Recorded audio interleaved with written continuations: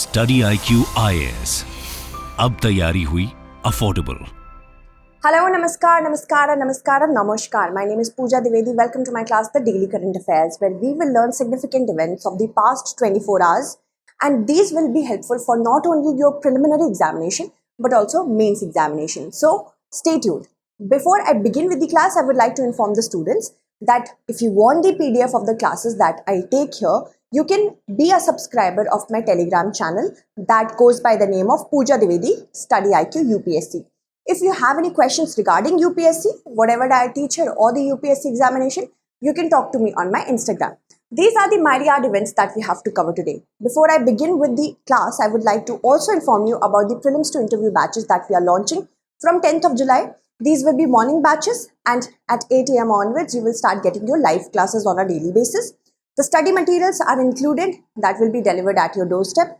Other than this, prelims test series, mains test series, current affairs module, everything is provided here. So no out-of-pocket expense once you get enrolled in this class. Other than this, you will also be provided a mains residential program. This is for those students who will qualify prelims 2024. You will be called to the StudyIQ campus where you will study for mains distraction-free. After that, we have an arduous interview program as well. So when you go to the website to purchase this course, please use the code PDLIFE to get it at 29,999 only. Now let's begin with the class. Consider the following statements. Statement 1 says, antimicrobial resistance leads to ineffectiveness of the medicines.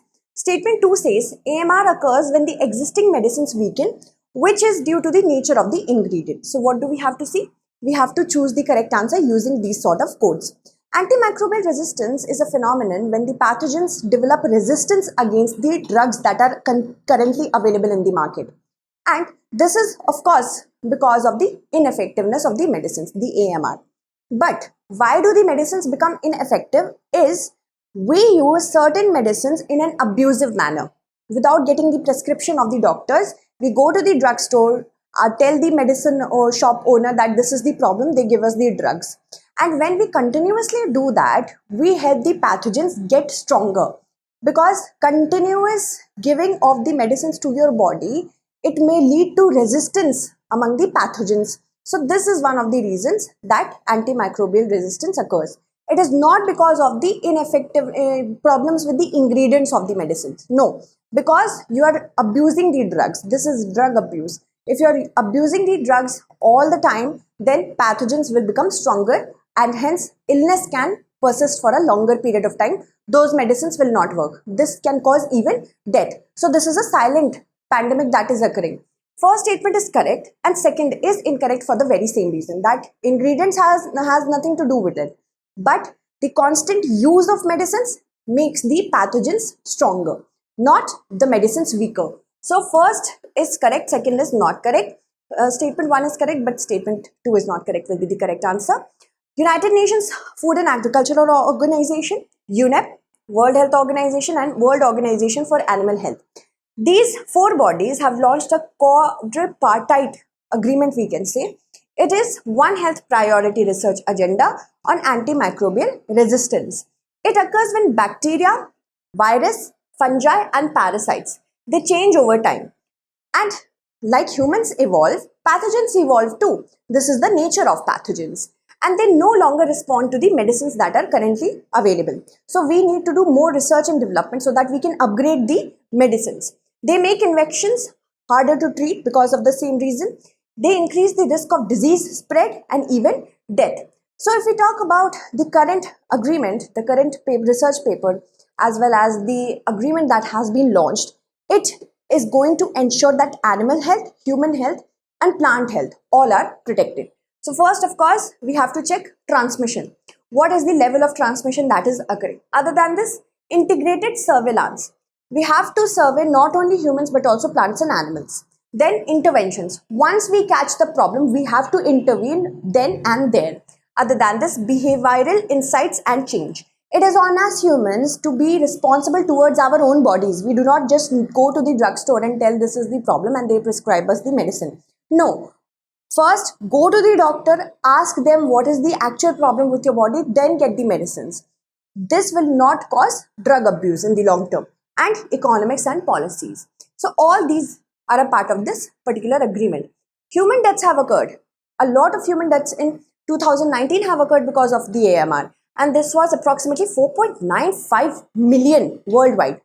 And a report by OECD in 2018 said that the world could experience significant amount of AMR to second and third line antibiotics as well. Not only first but second and third. This is really difficult to treat. Resistance has increased by 5 to 10% every year. ICMR's study in 2022 revealed that the resistance to a broad spectrum of antimicrobial resistance has increased by 5 to 10% each year. High rate of resistance are found in commonly used drugs, whichever drugs are used in the most common manner. Their resistance could be seen much more, like ciprofloxacin, gentamicin, cotrimoxazole, then erythromycin, then clindamycin. So these are the kind of drugs where it was commonly found that AMR is existing. With respect to the North Atlantic Treaty Organization, consider the following statements. A NATO decision is taken by a majority vote. Russia shares its borders with 6 NATO countries. The Article 5 of the NATO treaty has been invoked twice. So how many statements given above is or are correct? NATO is a military alliance that works on the status of collective defense. That means an attack on one of the members of the NATO will be considered as an attack on all of the members of the NATO. And that is why we have Article 5 in it, which has been invoked only once, not twice. This was during the 9/11 attacks when the World Trade Center fell down. The World Trade Center, when it fell down because of Al-Qaeda. So this particular article was invoked by the USA, and hence the allies started bombing Afghanistan. So third is incorrect because of that. Russia shares a border with how many NATO countries? We have to look at this map to find out. See, Russia shares a border with Norway here, one country of NATO. Finland has become the 31st member of the NATO. So this is second. Then we have Estonia, third, Latvia, fourth, Lithuania, fifth. Then we have Poland as well through the Kaliningrad region of Russia. This is Kaliningrad region, right? So Kaliningrad region is sandwiched between Lithuania and Poland. So 6 countries are there. This is correct. Okay. So first, third is incorrect. Second is correct. A NATO decision is not taken by a majority vote. It should be on a consensus basis. That means all the 31 members are agreeing to whatever resolution is being passed, even the membership resolution. Why have I asked you this question? Because Sweden's membership is being debated and Turkey is not happy with it. First statement is incorrect. Here it should be consensus and not majority. So these kind of questions could come in your examination which can confuse you. Many of you might not be knowing that it is based on consensus. That means each and every member of NATO should agree to the resolution, then only the resolution can move forward. And no majority or minority vote. That 5 people have voted no and the rest have voted yes, so the decision can be taken. So first is incorrect, second is correct, third is also incorrect. How many are correct? One only will be the correct answer. I have already told you that Sweden's membership is being debated. Joe Biden is really happy, but of course Turkey isn't happy. Moving on. The North Atlantic Treaty Organization is a 31 member body and it was established after the wake of the Second World War in 1949. Okay, after the Second World War, as in because of the Second World War, the birth to the Cold War, it was given in such manner. Ideologies were different between certain countries against the USA. So in order to protect the capitalist ideology by the USA, this particular body was formulated. The Cold War took place in the form of arms race, space race and other sort of races. But this body is a manifestation of the Cold War only.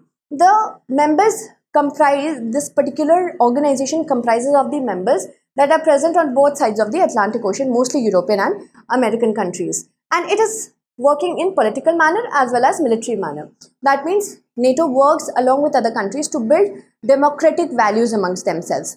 And military in the sense that if peace is threatened, first they will try to resolve it through the diplomatic channels. But if it does not work out, then they will also take up military action. That was the 9/11 one I am talking about. Article 5 is related to this only. Now, a NATO decision is the expression of the collective will. This is the key word here. Collective will means everybody is agreeing. Of 31, members. Okay, moving on. Consider the following pairs: Indus Treaty mechanism and the stage which they handle. What do we have to see? How many statements given above is or are not correct? So, Pakistan and India are at loggerheads with respect to Kishanganga and Ratle Dam. This is why this question has been asked.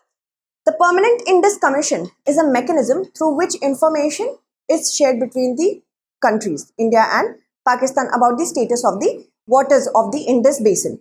So, Permanent Indus Commission first of all talks about questions. If there are any questions regarding anything that has been happening, such as development of hydropower projects or something like that, then first it will be addressed at the level of questions. And this is dealt with the help of Permanent Indus Commission. It has two commissioners, one from India and one from Pakistan. If the questions do not get resolved, then it will be a difference. That means both the countries are viewing an agenda differently. That is held at the neutral expert stage. If the neutral expert fails to resolve the dispute, resolve the difference, then it becomes a dispute, and dispute is settled by the court of arbitration. All three are correct. Okay, not correct, none will be there. Now, Pakistan has said that whatever the court of arbitration has told the Permanent Indus Commission, India should do it. India said, we want a neutral expert. We do not see it as a dispute as of yet. We want this difference to be solved. But Pakistan said that no, this is dispute. Court of arbitration should be called out. And this problem is with respect to the Indus River. As in, the Indus Basin has a lot of rivers. The Indus, Jhelum and Chenab. According to the Indus Waters Treaty, these are western rivers. So these are attributed to Pakistan. But India can use the waters for development projects. And the other three rivers, Beas, Ravi and Satluj, belong to India. And the Indus Waters Treaty was signed in the year 1960 and it was brokered with the help of the World Bank. Okay, so this is the Indus Water Treaty overview that I have given you. India has right over the rivers Chenab, Jhelum and Indus. As in, it can have certain projects made on it. Kishanganga and Ratle, these two are the projects which are being built on the western rivers only, Jhelum and Chenab. And that is why Pakistan is saying that they are actually ensuring that the water doesn't reach Pakistan. So this is what Pakistan has a problem with. Okay, so the disagreement over the two hydropower projects, first is Kishanganga, which was commissioned in the year 2018, and Ratle is still under construction. The problem is both countries are looking at whether the technical design feature of the two hydroelectric projects contravene the treaty, and western rivers are the main issue over here, specifically Jhelum and Chenab. India is actually permitted to construct such water projects, but right now we are seeing that the World Bank is not financing both of these projects. So first this question has to be answered. India said, let's raise this at the point of neutral expert, at the level of neutral expert. But Pakistan said, no, it's a dispute, not a difference. So we need a court of arbitration. Both these parties can call for different mechanisms as well. And this is the major issue that is happening. We have the Permanent Indus Commission, which has two commissioners, one from India and one from Pakistan. Mechanism it is for cooperation and information sharing. When first any issue arises, it forms question. It is settled with the help of the Permanent Indus Commission. When it becomes a difference, then neutral expert, and then a dispute, court of arbitration. We have to remember that the World Bank's role as a signatory is very limited here. They only come into picture when there are differences and disputes, also only to designate individuals that who would follow, who would become the neutral expert and who would become the court of arbitration, and doesn't do anything more than that. Okay, and it can be done when it is requested by either or both the parties. The problem is both the parties can have a say if they want a neutral expert or a court of arbitration. This is the problem. Okay, consider the following countries: Zambia, Mozambique, Mali, Malawi. How many of the above given countries have a border with Tanzania? Tanzania has been in the news of late because our Minister of External Affairs has gone there and it is trying to build relationship with Tanzania with the help of educational system. So the Tanzanian province of Zanzibar, it will have the foreign campus of IIT in the Zanzibar province. Where is Zanzibar? Zanzibar is over here. Okay, I have asked a question about this as well. Tanzania is a country in Africa sharing a border with Kenya. We have Lake Victoria over here, Uganda, Rwanda, Burundi, Democratic Republic of Congo, even Zambia, Malawi, and Mozambique. Okay, so the questions were asking about Zambia, yes. Malawi, yes, it has a border with Tanzania, and Mozambique also, but Mali does not. So 3 only will be the correct answer. Consider the following statements. Soft landing on the moon is difficult only, keyword only, because it has no atmosphere. That means there is only one reason that soft landing cannot be achieved. The south pole of the moon is estimated to hold nearly 100 billion tons of water. So, which of the statements given above is or are correct? C. Soft landing means without any damage, you have to land the lander in order to make soft landing. That is the layman's term. It can be achieved through parachute as it has been done on Mars. But moon, unlike Mars, is not very, is very difficult. It doesn't have the sufficient gravity and no atmosphere. And that is why these two are the reasons why we cannot achieve this technology achievement so well. And this is the reason Chandrayaan 2 was a partial failure, because we crash landed there. So parachute cannot be used for the moon. Why? Because first, it has no atmosphere, and second, it does not have the sufficient gravity. There are 2 reasons, not only one. So that makes the first statement incorrect. The second statement is correct. South pole is the most important region of the moon for many reasons. I will talk about those reasons as well. And here, in this on the south pole of the moon, it is estimated that 100 million tons of water are preserved. If we find water over there, there might be life, and this will be a big achievement for India. So first is incorrect, second is correct. 2 only will be the correct answer. Chandrayaan 3 will be launched on July 4th at 2:35 p.m. from the Satish Dhawan Space Center in Sriharikota. And landing will be achieved possibly in August 23rd or 24th. Why? Because it will take a long time to land. Why? Because we need sunlight to land. Then only we can land on the south pole of the moon. If this particular destination, as in the date destination, is missed, then we have to try again for the September period. So south pole is special for many reasons. First of all, its craters have been untouched by sunlight because of the nature of the moon, how it revolves or rotates, we can say, in its own axis, as well as revolves around the orbit. So one side of the moon is constantly in the dark, and that is why it has an undisturbed record of fossils. Fossils can reveal the mysteries of the universe. We need to go on the south pole because of that reason, and many countries are vying for it. Its permanently shadowed craters are estimated to hold nearly 100 million tons of water. Its elemental and positional advantage makes it a suitable stop to conduct future space exploration, as well as it has a lot of minerals such as hydrogen, ammonia, methane. So if we are successful in destroying Earth, then we can take up these minerals from the moon and destruct moon as well. So first, of course, that makes the first statement incorrect. Second is correct. And yes, I did talk about the soft landing part, so we need not to go in depth. But yes, we have to remember that soft landing on moon is pretty difficult because of these 2 reasons. From the west to the east, arrange the following volcanoes in the correct order: Mayon, Krakatoa, Etna, Ubinas, Kilauea. So we have to choose the correct answer using the following codes. Why have I asked you this question? Because the Ubinas volcano in Peru has been creating a condition of emergency, and the government will now take measures to evacuate people from there. Ubinas is in Moquegua, and it is the region which lies to the southeast of the capital city of Lima. This entire region, if we talk about here, okay, this entire region is a part of the Pacific Ring of Fire, in which the heavier plate is getting subducted below the lighter plate, and that is causing volcanism and earthquake.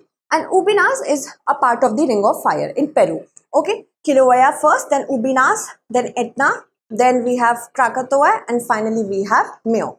So how will we do that? Kilauea is in Hawaii, Ubinas is in Peru, Etna is in Italy, then we have Krakatoa in Indonesia, and Mayon. 5, 4, 3, 2, 1. 5, 4, 3, 2, 1 option D will be the correct answer. Moving on, the Bastille Day is observed to mark the beginning of the Russian Revolution, French Revolution, Chinese, Spanish? The correct answer will be French Revolution. Why do I ask this question? Because the tri-service contingent of the Indian Armed Forces has gone to France in order to take part in the services that will be on the Bastille Day parade. An Indian Prime Minister is the chief guest. So the Fête Nationale Francaise is celebrated on 15th of July as the National Day in France. It is also known as Bastille Day. Bastille was a fortress, and when people, the Parisians, they tore it down in order to show the hate for the monarchy, then French Revolution began. So that is why it is celebrated as the National Day. Prime Minister of India has been invited as the guest of honor in France for this parade. Which of the following is the only African language within the Directorate of the Global Communication at the United Nations? The correct answer to all of these, from all of these options, is Swahili. And today is the World Swahili Language Day. It is from sub-Saharan region and one of the among the 10 most widely spoken languages in the world. More than 200 million people from across Tanzania, Kenya, Mozambique, Uganda and east coast of Africa, they speak this language. Swahili is also the official language of the African Union. Remember that. The United Nations declared 7th July as the World Swahili Day, and since 1950s, United Nations has established the Kiswahili language unit of the United Nations Radio. Even we, the External Service Division of the Akashvani, we have been broadcasting daily Swahili language service since May 1943. Okay, in order to show the solidarity with the African country. Now, I hope you understood this topic well and these many topics well. I will provide you the PDF on my Telegram channel. Do join it. Thank you so much. StudyIQ IAS. अब तैयारी हुई affordable.